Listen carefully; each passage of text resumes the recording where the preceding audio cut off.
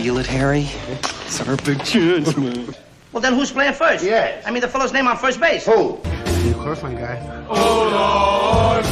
Oh, jeez! No! Kelly Clarkson! You mean shenanigans? No! I have nipples, Greg. Could you milk me? I just don't get why you're saying it that way. Why I'm saying what way? Answer me! I'm a man. Well, nobody's perfect.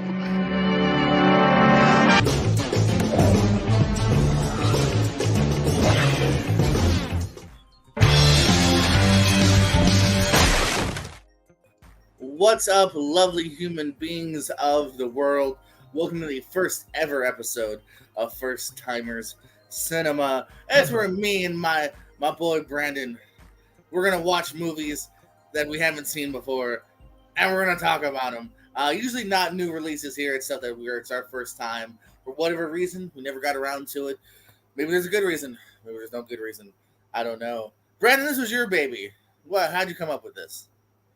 I watched a movie that kind of fucked me up a little bit and said I need to talk to somebody about this movie, but it came out a couple years ago and there's really no platform for that. So we're like, you know what?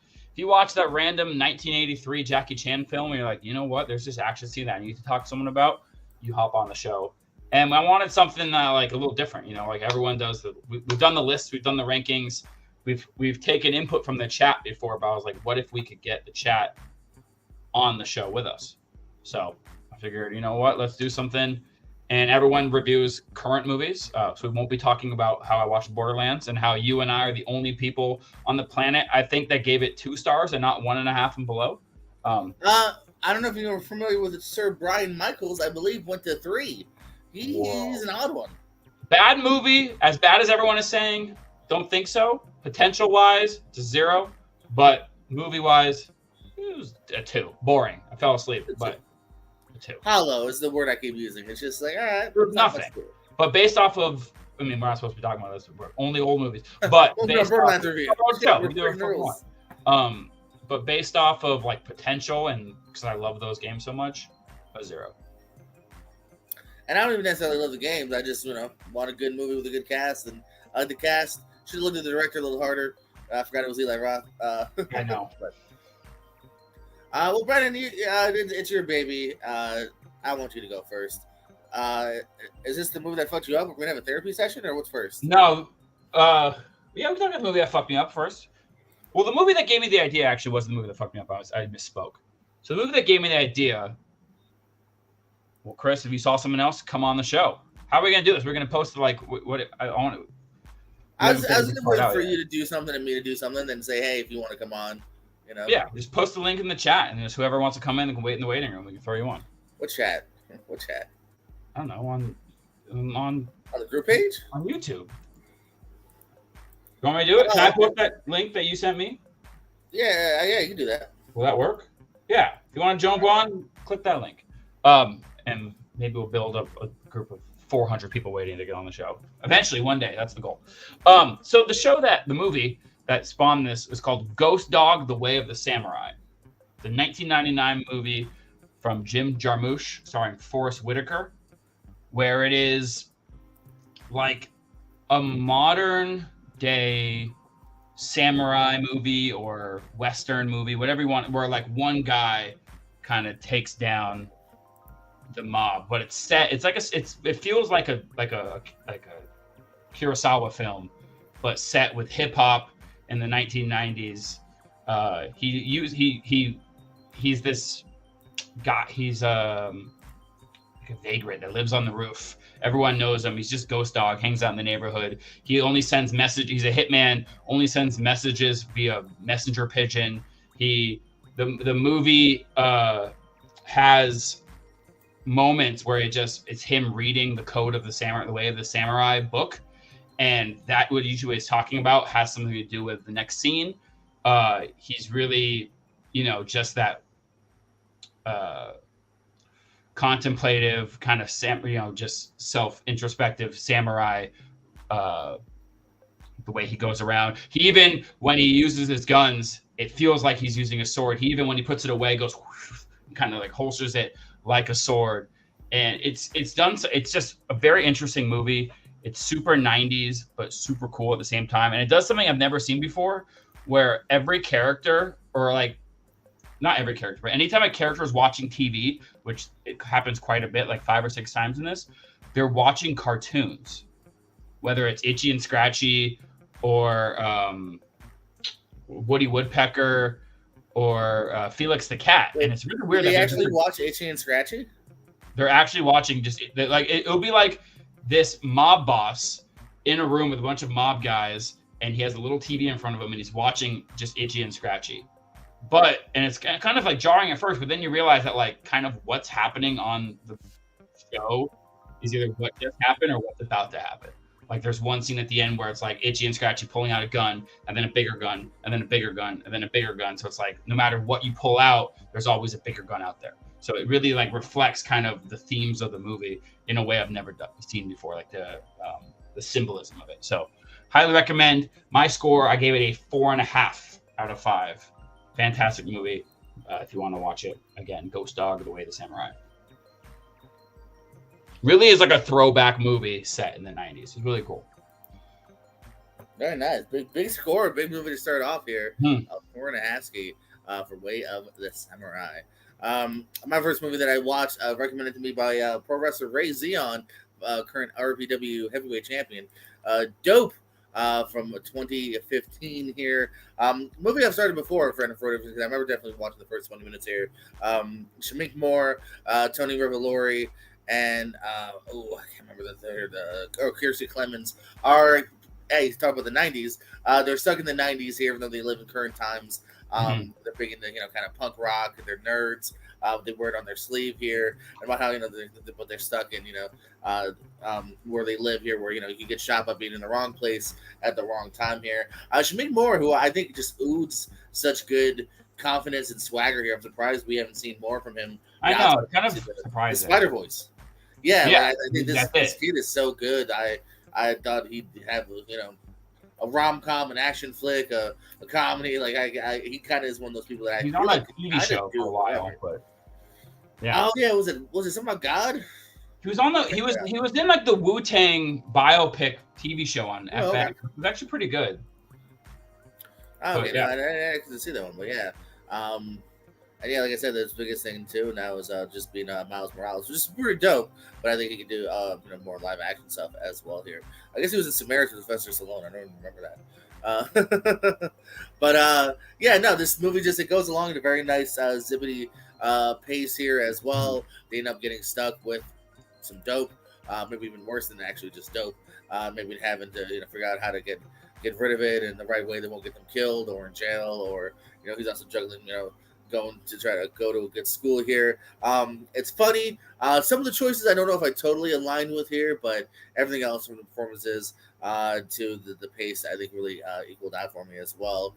Rick Famuyiwa is the director. Another director who, when I looked up, I was like, oh, damn, hasn't done much since as well as far as theatrical. So he did some Ahsoka episodes. There you go. Ahuka Haka Hika episodes. But yeah, movie-wise, I would like to see more because, yeah, I thought this was really good. So yeah, dope. I gotta give it 4 stars. I also gave it 4 stars. Really well. Hey, you know what I'm talking about. Yeah, Ghost Dog I have not seen. I know I've heard of it.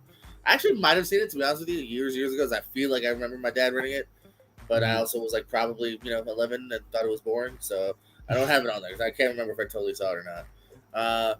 And yeah, as we mentioned before too, Chris, or if anyone watches there, we do have a few watchers. Hi, watchers. Yeah, come on in. Want to come in? We'll throw someone on. Something new you've seen, new/old, because again, we're not. It doesn't have to be this week. Be a month ago. Yeah, just something that kind of tickles your fancy. You want to give a quick review on, and well, that didn't take long. Chris, what have you seen recently? And again, we're looking for a slightly older movie. You know what? Jordan and I watched it for the first time last month. Punch Drunk Love. Oh. This is a perfect first movie. I watched it for Tournament Fight for 2002, and it's been recommended to me by a lot of people. They knew I don't love Anna Taylor, but they said this is a good movie to watch ahead. And I agree. It's one of his, I think, best dramatic role. There's funny moment here and there. I think Felicity Hoffman kind of steal the movie a little bit when he show up with a couple of good laughs, especially when him and Anna Taylor fighting me face to face to the end. I think that'd be a fun to go with. But the romantic cute, the stuff with the sister, I find very interesting. I think it's the Adam Sandler movie. I wish he would do more often that show his vulnerable side, besides his silly voices and such. And it's depressing. It's a little depressing movie, actually. Yeah.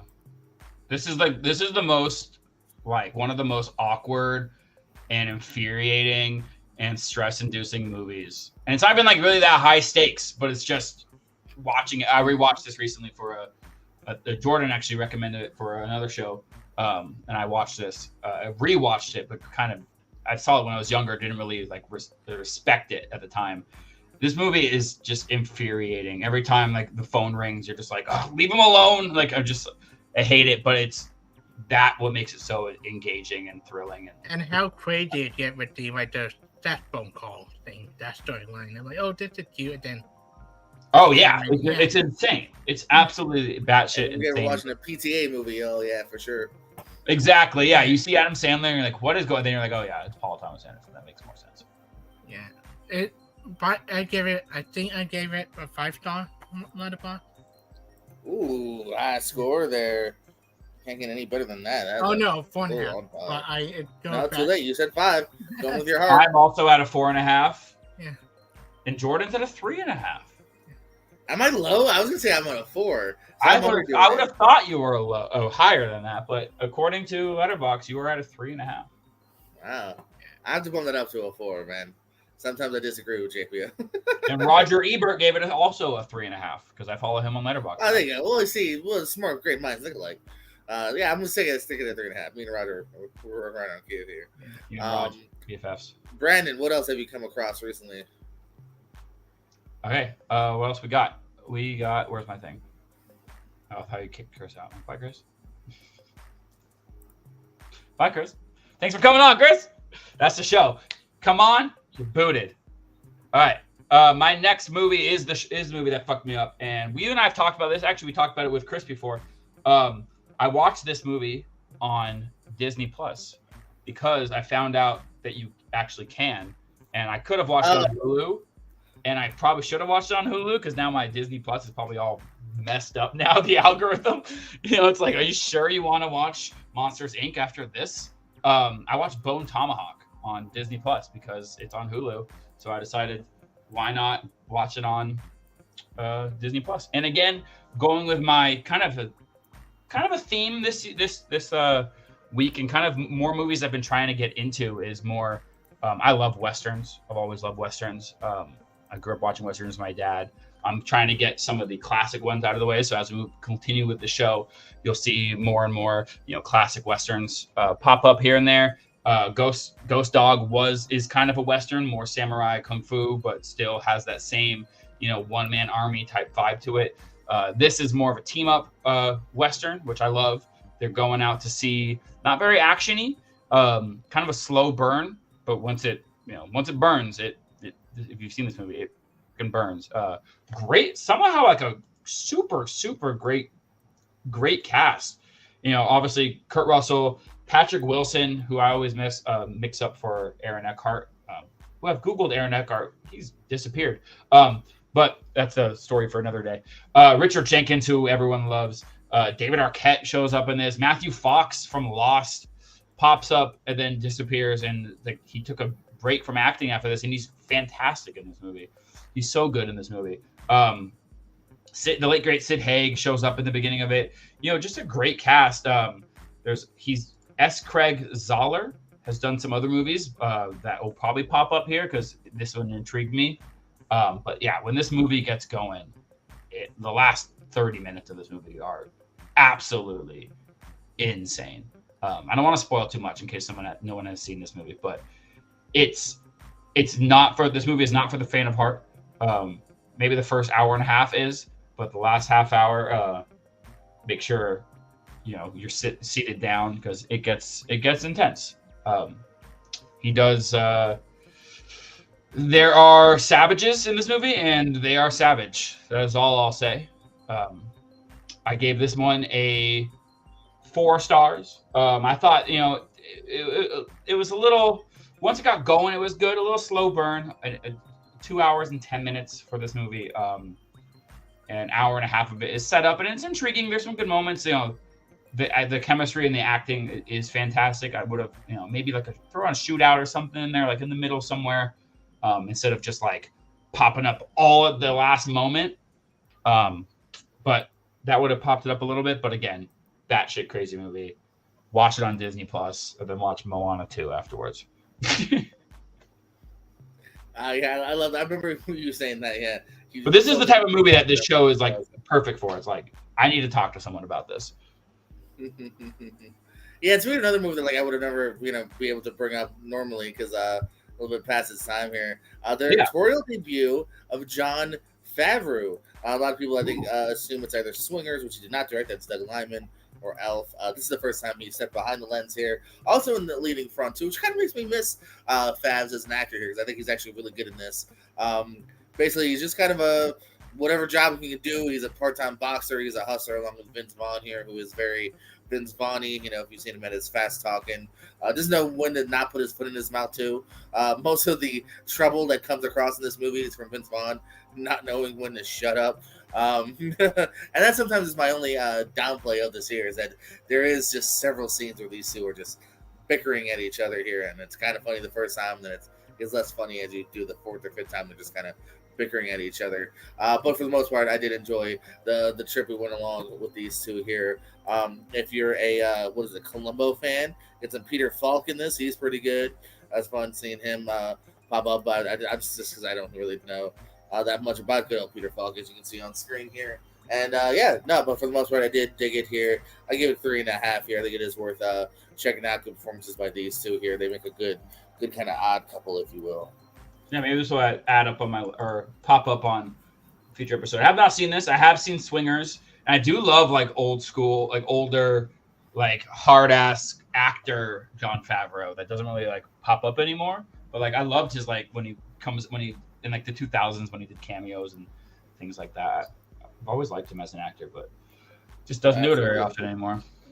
And once again, too, Jonathan, anyone else watching, we got a couple of viewers. If you want to pop in real quick, the link is in the comments.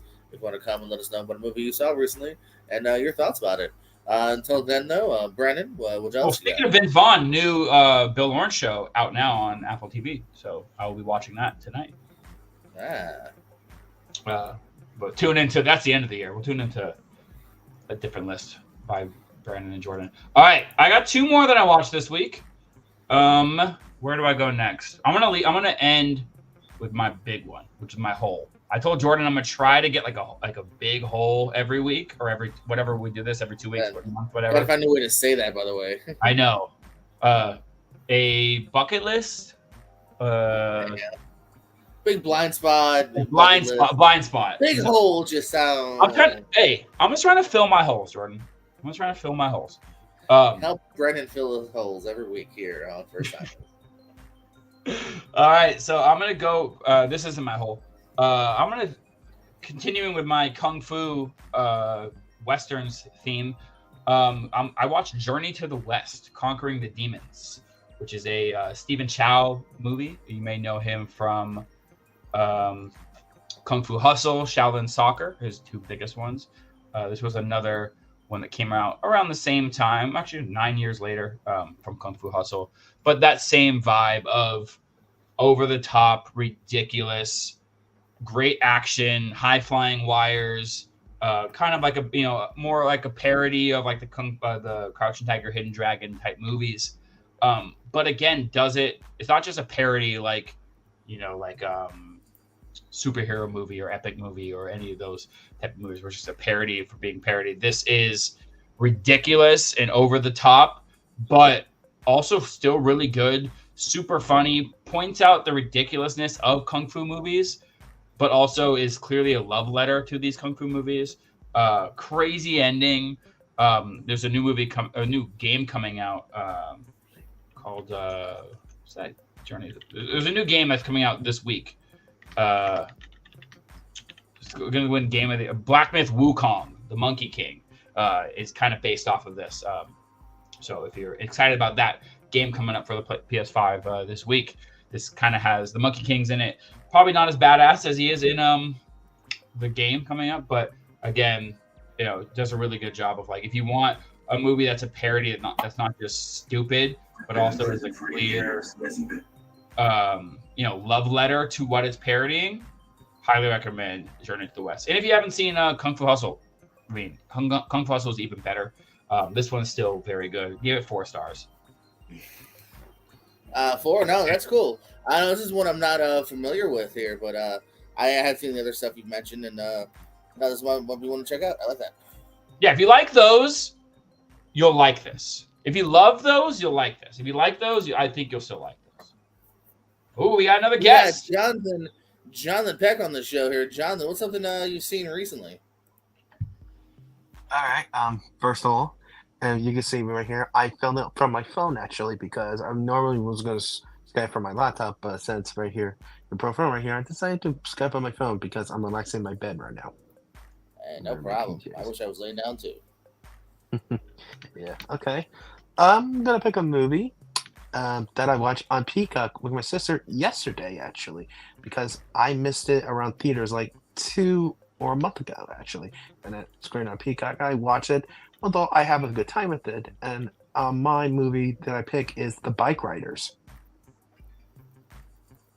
And the reason why I want to talk about it because it's sort of the inspired, that's what it says, of a true story based on these bike riders and in the 1950s, basically, and basically sort of a more of a relaxed, mundane world around the bike riders themselves. Though Tom Hardy plays the leader of the bike riders, something with it, and basically the story we see around of Jodie Comer and sort of how to fall in love with one of the bike riders played by Austin Butler. And the one thing I kind of admired about the film, it's nothing sort of big a little bit, but it doesn't feel small either.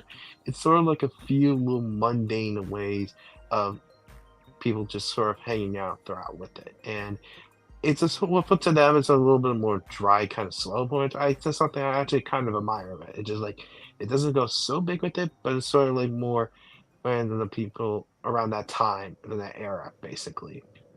And although I will say maybe the middle part of it, it does have a little bit more slow that when you get into it right back. And I was a little surprised at sort of violence with it, and because of a little bit during the fights.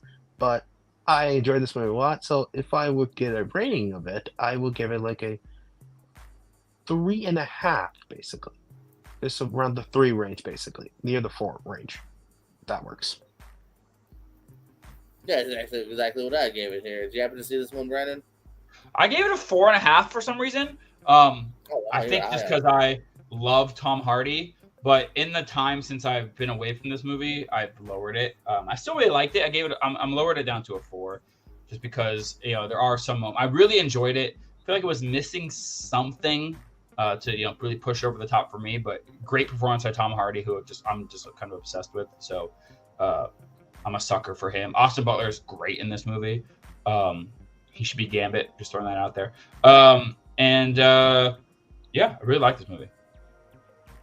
I think there might be like a missing connective, story tissue here. So maybe to like that next level. But like, because again, it's not a day in the life, but it's kind of like in 6 to 8 years in the life of these guys. It's kind of like exactly, highlights. yeah. But it's not bad though. Highlights. Yeah, but like it still keeps it, I think, relatively interesting here. You guys mentioned my type of movie though. I love this. I love that type of movie where it's Norman Reedus pops it's more up, vibes. It's never not dull. It's never not like boring or just like you said, it's just kind of like quick highlight reel and everything here. Jodie Comer, that was really good too. So yeah, thanks for joining us, Jonathan. Giving Bike Riders 3.5 here. Let's see, what was I? Oh, hey, you know what I saw this week? Quick one. There you go, Brian. Exactly, yeah. Brian, if you want to pop up real quick too, we can have you in a couple rounds here. Yeah, Brian, come on. I saw Fanatic. Have you ever seen Fanatic with John Travolta? I have not seen Fanatic. Fanatic. Baby. Travolta. This is a film by the one and only Fred Durst. You may know him from a little band called the Limp Bizkit. Actually, at 1.2, I find. Oh, the Fanatic. Okay. Devin Sawa just listens to Limp Bizkit with his son in the car here. So, Yeah, John Travolta, might have his problems here, and he's just a big fan of movie star Devon Sawa, and gets kind of jilted. He's next in line at a meeting and doesn't quite get his autograph, so he won't let it be. Starts showing up at his house, and the craziness does ensue from there. This is a movie where, like, in the first 30 seconds, I forgot the exact line of it, but I'm not paraphrasing that much, where John Travolta goes, "Okay, thank you, gotta poop now." Like, that's the kind of dialogue that this movie has. I thought I was, again, never not bored. I was kind of having bad fun with it here. I, in the end, gave it 2 stars. Because, again, never not, like, mad bored at it here. But, again, it doesn't really ramp up as much as you kind of want it to. And I think it does even kind of peter out in the end as well. But, again, enough to where I'm like, all right, I didn't, like, hate my time. And it's like a fun 2 stars. Like, I would almost recommend this more than Borderlands. Because at least so it's a fun. It's like a fun bad. fascinating how bad it is. Yeah. I've never seen this. I've never heard of it. I've heard of it, but like I kind of just never thought about it again. Devon Sawa, where's he been? He's doing this, and he's on the Chucky TV show. Oh, some activity. Jacob Barber, half star. Oh yeah, no, those all track. No argument if you give it half to 1 to 1.5. Yeah, for sure. Mike Hanley, 3.5 star. And then Yeah, our I friend guess Aaron that's J. On September 7th said half star. This is the worst movie I've seen in multiple years, and not a good bad. And then the next day made another review, also half star. That was so damn bad, not even so bad, it's good, just bad. So he felt so strongly about it that he had to put That's two weird. different. That is weird. It's like he That's forgot. odd, He yeah. forgot the movie and forgot he put a review. Hey, the Shabadoo man is here. So again, I'm gonna try to reiterate because not a knock on Jonathan. People came in late. Yeah. Movie you've seen recently that's not new. I'll go with one of Blind Spuffy, Choo Choo Bang Bang from the 60s. Whoa. Okay. I love me some family movies. This is one I've been made too much for a very long time, and when I saw it, it's pretty enjoyable. You got Dick Van Dyke singing down as the 2 leads, some great music, some great practical effects, like when they had to pretend to be toys to get the kids back from the king. It's really enjoyable. So for me, I give it 4 stars.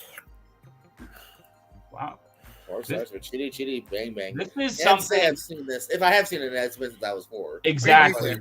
This is one movie that's like I probably have seen it, but not in like old enough to where I felt comfortable. It goes a little bit too long though. It goes a bit 2.5 hours for a fan movie. Oh, I would probably jeez. trim it down to like probably about an hour 55 ish. Yeah, that's That's a bit 144 minutes for a Yes. kids movie is a And- little ridiculous. And music by the That's Sherman pretty Brothers are shitty, great. long. Shit, long now. Yeah, I've not seen this. I've seen Kiss Kiss Bang Bang. I like that movie, but Yeah, I haven't seen this one though. maybe something maybe I'll show it to my kids one day. It's just not the Max though, because I watched on Max in the States last week. Yeah, classic, but I don't know if it's something that's like screaming at me to watch. I got love for Dick Van Dyke. I actually feel like I have seen this, but I I'm do not have going to it. watch it. If you see That's Found just the not- Guy that's- one I'm past song, Is this Disney? no, it's not. It's Warner Brothers, but one song in the film might do a song. I got James Woods, sort of similar tunes like that. Some songs Found the Guy sort of parodied songs in this film actually. Okay, Yep. that is. Would you give it though, Brian? Star Wars. 4 stars actually. All right, nice. Oh, that's still a pretty damn good rating. It Old is. school, chitty chitty bang bang. Brian, good seeing you. Catch us next week if you'd like. I will. Yes. Brandon, what you And I got? bet he will. Yeah, if anybody else, this is my last movie, so if anyone wants to get on, I'm running out. Okay. My last movie, and this is a filled hole. And I filled this hole long and deep. And there was a lot of heat around this hole. I finally watched Heat for the first time. Oh, okay. A movie I tried to watch in college, but I think it was just a bunch of dudes watching a movie and like it kind of got drowned out. So only ever watched like maybe 20 minutes of it. And it's like one of those movies that you said why. I think it's, you know, it's long. It's almost 3 hours long. And it's a movie with such high like reverence that it's kind of a lot of pressure to watch a movie like this nowadays. But meaning like I really want to like it. And I really want to be in the right mindset to watch a movie like this. Jay Burns said 15 minutes. So if we're still blabbing on in 15 minutes, Jay Burns going to jump on. Because I reached out. We might have to hurry. I don't think we will, but give it a shot. Yeah, we'll see. So yeah, again, a movie like this is something that just like I wanted to give it the respect it deserves. So I needed to be in the right headspace. I needed to, you know, yesterday was like my last day of summer break before going back to work. So I was like, you know what? Perfect timing. We have a show coming up tomorrow. It's time to watch Heat. And this movie is awesome. It's beautiful. I feel like a movie like this wouldn't be made nowadays, not because, you know, if they put together like an Al Pacino, a Robert De Niro, a Val Kilmer, a John Voight, a Tom Sizemore, an Ashley Judd, a Dennis Haysbert, a Natalie Portman, like a Hank Azaria, Henry Rollins, Tone Loc is in this movie. Like, if they put together a movie like this, it would have a loud, obnoxious soundtrack. It would have comedy in it. It would have big, over-the-top action sequences. And it would just be a cluster mess of a movie. Like, but this movie is like, it's when I thought a heist movie, I thought it was just nonstop action, but it's not. It's more in tune to like a drive of, if anything, like even during the heist scenes, the music never gets big. The camera work never gets big. It's all very low. They kind of cut away from the major heist part and it goes into, you know, just kind of them trying to get away. And they're just like slowly walking out of the bank. And the music is pretty low key, but that kind of draws you in a little bit, similar to like the opening scene of Drive almost. But then it opens up into a giant shootout where the worst, you know, I will say this, like one bad thing, the accuracy of the guns, come on, like hit something. There's the accuracy is very, very low. We're not allowed to mention 24 movies, but it was a exception. But yeah, so like a movie like this is like, it's down here a little bit, but the tension is still up high. So that way, when like the action actually sets in, it just goes through the roof. Like when those guns start firing, it's loud. I would have loved to see this in theaters. It's also like gorgeous. The blue overtones over everything makes Los Angeles not look gross. It's filmed. I recognize all the locations, and it's just beautifully shot, beautifully acted, beautifully scored, beautifully directed. It's I understand the hype now behind it, and I love that I was able to you know, sometimes when you let a movie sit for too long, it can kind of, you know, under promise or under deliver. But this movie, it is long, another complaint, but again, fantastic movie. Heat, I gave it a 5 stars. So pretty good week for me. Oh, a bunch of 4s and a 5. Hell of a week. That was a hell of a week. My week was getting worse. So does it get any better? Well, it definitely doesn't get any happier. I saw Monsters Ball for the first time. The movie that got Halle Berry her Oscar. Yeah, so I definitely. I mean, I figured it's a drama movie, obviously Oscars, but I did not know how depressing this movie is. This movie hits you several times, and also if anyone has pieced it together between this and Made. I saw a lot of Puff Daddy movies this week. It really was not on purpose. I swear to God. Bad timing. How dare you? Cancel JPO. I didn't even know he was in Made, and I figured, you know, they killed him in Monsters Ball, right? So that's a good. Anyway, but yeah, there's them. Billy Bob Thornton's really good too, as a guy who's kind of a piece of shit, who kind of learns to be maybe less of a piece of shit after his relationship with Halle Berry starts, you know, just over tragedy too, and kind of how it can change people. Heath Ledger is really good in his very kind of small performance here as well. He's not in it too much. And yeah, I thought the film handled it actually really, really well here too. And this is one that actually, damn, I wish the trailer didn't show that, but yeah, the ending of it, I thought it was really good, really poignant, and I thought it was really well done. And yeah, I can see kind of why this is big come Oscar time. It's a sad one, but it's a worthy one as well. Monsters Ball does get 4 stars. We're back to a high 4 for me. And this bookending with 2 4s, and he didn't make it in time. Our boy Jay Burns, Jay, talk about something non-new release you've seen recently. I recently watched A Man Called Otto, as a matter of fact. Yeah. On that 2022 Mark Forrester joint starring that one guy who may or may not be on a flight log. I watched it with my girl last night. She was like, I want to watch something funny. And I was like, this movie's not funny, but it's funny. You know what I'm saying? Like Gran Torino style. Yeah, this movie absolutely broke my heart, dog. I ended up being the one crying while watching this movie. I do truly enjoy Tom Hanks's performance in this, but I also have been around people who have felt the way that Tom Hanks feels after losing like somebody who is very close to them in life. Yes. I like it. I've seen like 40 minutes of this. My girlfriend put it on like a year ago. And I was like, why are you watching this? And I sat down and we got super engaged in it, but then we had to go, unfortunately. And we just never got around to finishing it, but definitely something I want to finish because I really like the first 45 minutes of it. And I think I've read the book that it's based off of. But I know it's based off another movie as well. A Man Called Ove. Yeah, like a Swedish film, I believe. Yeah. It's like Michael Haneke directing the American version of the film that he directed in Swedish. What's your overall score, Jay? Like a letterbox 1 to 5. 1 to 5. This is easily a 3 for me. 3.5 being close to perfect, obviously. 4 being really right there. Yeah, this is like a 3, close to a 3.5. Granted, I'm not as old as Otto is in the movie, but having gone through similar situations, and having family members who have trouble speaking in English, like that dynamic between him and Mariana Trevino. I want to say that's her name. I can't remember. Mariana Trevino. Yeah. I was close. I was like right there. Like that interplay is great. Not liking the surrogate daughter's husband, but not in like a mean-spirited way. Like I'm with that. I'm here for it. This is just a movie that warms your heart. Grow that shit Grinch style, 3 times.